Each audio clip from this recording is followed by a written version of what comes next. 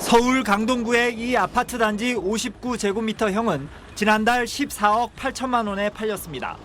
한 달 전 같은 면적 거래 가격보다 6% 넘게 떨어진 겁니다.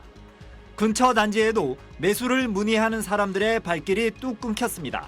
제일 저렴한 거 보고 나서도 결정을 안 내려요. 보니까. 지금 살 때라고 묻는데 대부분 사시는 분들이 그렇게 이제 움직이지 않으시니까.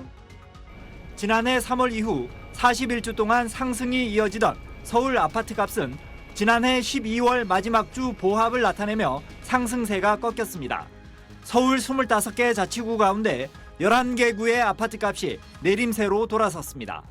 전국 아파트 값은 7주 연속 하락세를 이어갔는데 강력한 대출 규제가 이어지고 탄핵 정국에 따른 불확실성이 커지면서 아파트 매수 심리가 급격히 얼어붙은 걸로 분석됩니다. 이런 추세는 당분간 이어질 거란 전망이 우세합니다. 경기 침체가 장기화할 우려가 커진 상황에서 당장 아파트 매수 심리가 살아날 요인을 찾기 어렵기 때문입니다. 기준금리 인하 가능성이 크지만 인하폭은 크지 않을 수 있고 오는 7월 3단계 스트레스 DSR 총부채 원리금 상환 비율 규제가 예고돼 있어 금융 환경은 중립적이란 분석입니다. 일각에선 수년간 누적된 공급 부족 등의 영향으로 하반기 이후 서울 등 일부 지역의 완만한 매매 가격 상승을 전망하기도 합니다. 좋은 주택에 대한 수요가 많이 누적된 상태이기 때문에 공급도 부족하고 가격이 조금은 상승 전환할 수 있는 그런 모멘텀 시장은 형성될 거라고 보여집니다.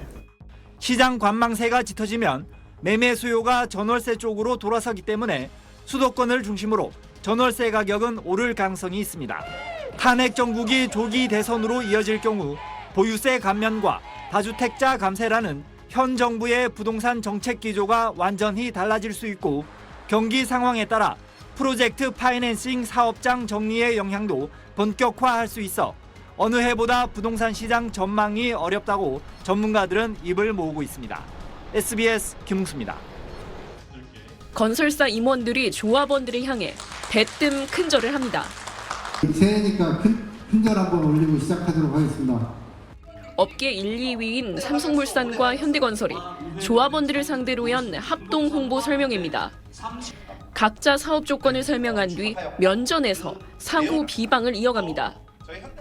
삼성은 속이 꽉 찬 다진 양념과 햄까지 집어넣어서 꽉 찬 김밥을 제안 드렸습니다. 반면 경쟁사는 이런저런 야채 등을 다 빼서 밥을 김에 말아만 온 겁니다. 하도 상대방에서 네거티브가 너무 심하고 여러분들께 약속드리고 약속을 지키겠다는 말씀을 직접 드리고 싶어서 올라왔습니다. 속이거나 기만하지 않습니다.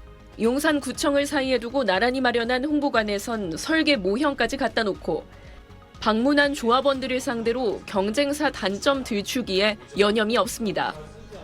리스크를 조합원님들께 전가한 겁니다. 현대건설이. 한강을 등질 수밖에 없는 대칭형 구조로 이루어져 있는 단점이 있고요. 이러는 데는 이유가 있습니다. 한남 4구역 재개발 사업은 서울 용산구 보광동 일대를 재개발해 2,300세대 규모 아파트를 짓는 사업으로 조합이 제시한 사업비만 1조 5천억 원대에 이릅니다. 단군 이래 최대 재개발 사업으로 불리는 한남 뉴타운 사업 가운데서도 한강을 낀 입지 등으로 사업성이 가장 좋은 걸로 평가됩니다.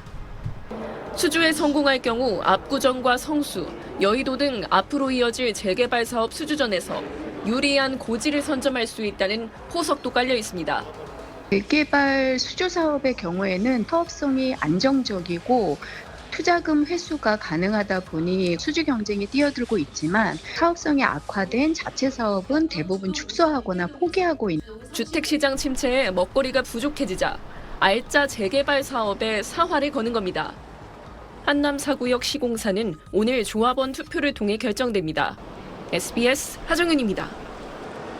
주어가는 것이나 마찬가지라는 뜻의 이른바 줍줍 청약. 기존 아파트 청약 당첨자가 계약을 포기하거나 자격이 되지 않아 생긴 잔여 물량의 입주자를 다시 선정하는 무순위 청약 제도에 붙은 별명입니다.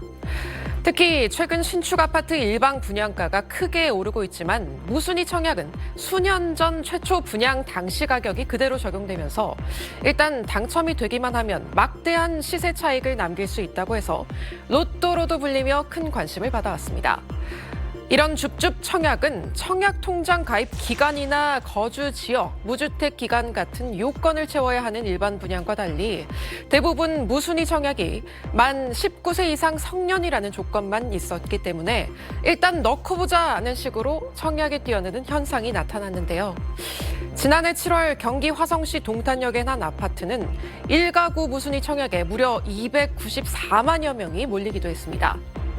이처럼 시장 과열을 부추기고 상대적 박탈감도 안겨줄 수 있다는 지적이 잇따르자 국토부가 결국 이 제도를 손보기로 했습니다. 국토부는 올해 업무 추진 계획에서 무순위 청약 주택이 무주택 실수요자에게 공급될 수 있도록 조건을 제한하겠다고 밝혔는데요. 한마디로 이미 집이 있는 사람은 빠지라는 겁니다. 그리고 무주택자라도 청약 접수자가 해당 지역에 거주하는지를 따지는 방안도 검토하는 것으로 파악됐습니다. 정부는 또 청약 당첨자에 대한 확인을 더 깐깐하게 하기로 했습니다. 지난해 8월 서울 서초구의 이 아파트.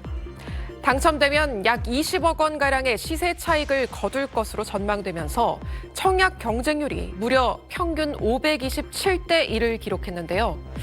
무주택 기간, 청약 통장 가입 기간, 부양 가족 등 까다로운 조건을 모두 만족하는 청약 가점 만점자가 3명이나 나오자 부정 청약일 가능성이 높다는 민원이 속출했고 정부가 조사에 나서기도 했습니다. 지금까지 정부는 실제 직계 존속과 함께 거주하는지 확인하기 위해 가족관계증명서와 주민등록 등 초본만 확인했지만 앞으로는 건강보험 요양급여 내역도 들여다볼 계획인데요. 국토부 관계자는 그 이유로 실제 살지 않으면서도 사는 것처럼 속인 위장 전입을 하더라도 병원과 약국은 원래 사는 곳에서 다니는 경우가 많기 때문에 이를 확인하는 것이 더 확실한 방법이라고 답했습니다.